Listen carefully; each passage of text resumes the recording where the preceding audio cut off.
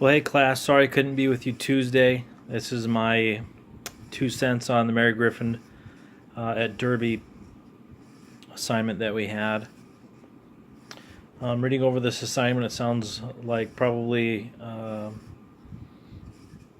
all of us have worked at a place where we've encountered an employee like this. The problem that I came up with was that Mary had a very good employee that uh,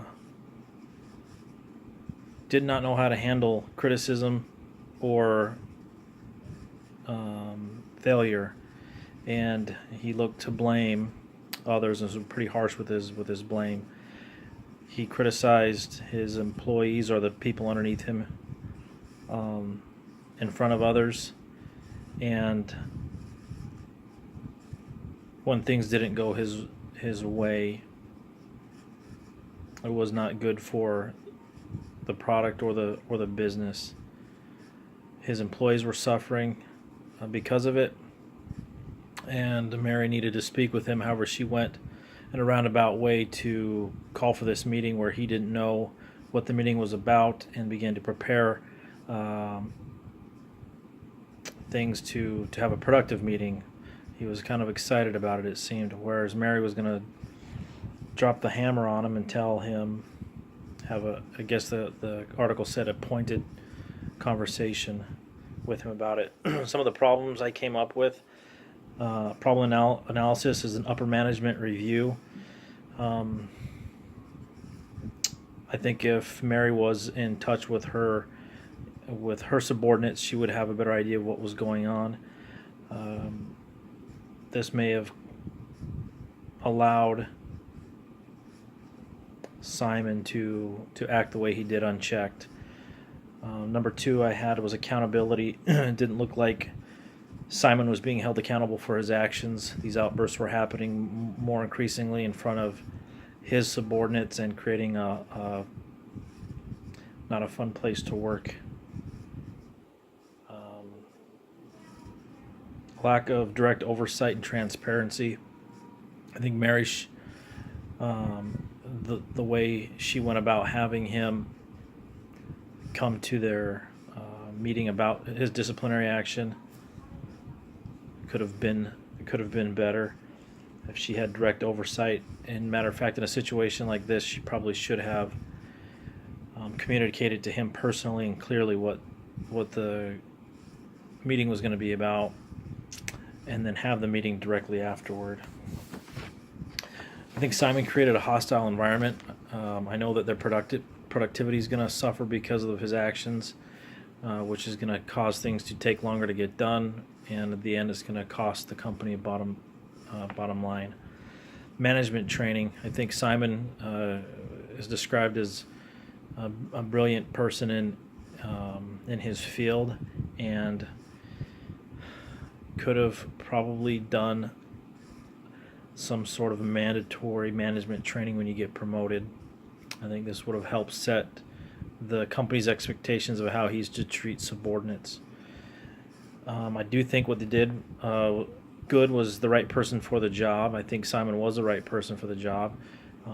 Mary's description of him, how he took the portion of the company that he was responsible for branding and kind of expanded it, came up with great new ideas and employed them. Solutions I came up with was upper management review. A review process should be in place at least annually for a company this large. Mary should meet with her managers monthly, if not weekly, for informal meetings. This annual review process should be formal and should address difficult questions.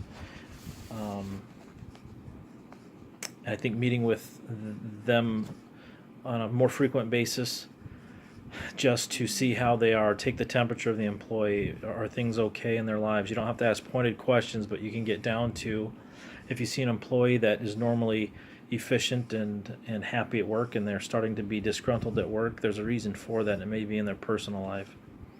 The second solution I have is lack of direct oversight and transparency.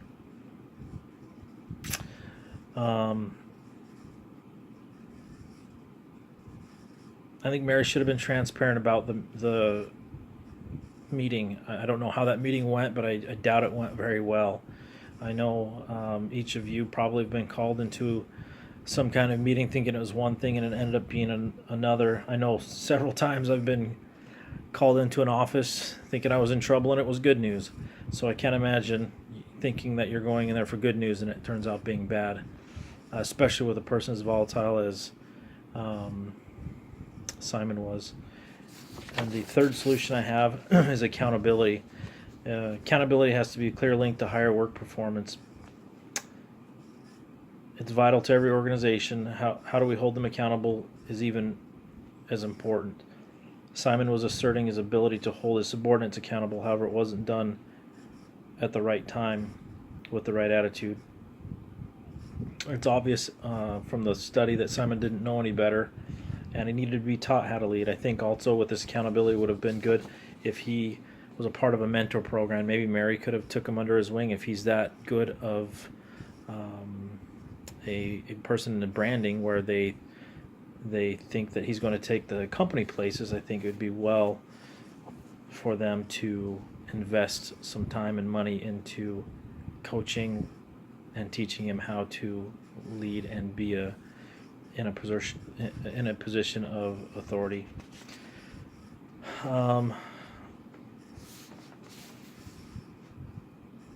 My conclusion, I believe that Derby has a great opportunity to improve their company with Simon. He's a brilliant employee and can take the company to new places. If they implement a few things and Simon can take hold of the necessary changes, he can be a tremendous asset. If he does not, he will be a cancer to the program and may cause irreparable damage to Mary and the company. This could be very costly, and the ball's in Simon's court once these ideas are implemented. So I think if the company takes hold of these suggestions and counsel, and ultimately if Simon takes hold of them and changes his ways, I think the company will do well. If not, I believe that Simon will eventually have to be terminated. Well, I look forward to meeting you guys next Tuesday. Thanks. Bye.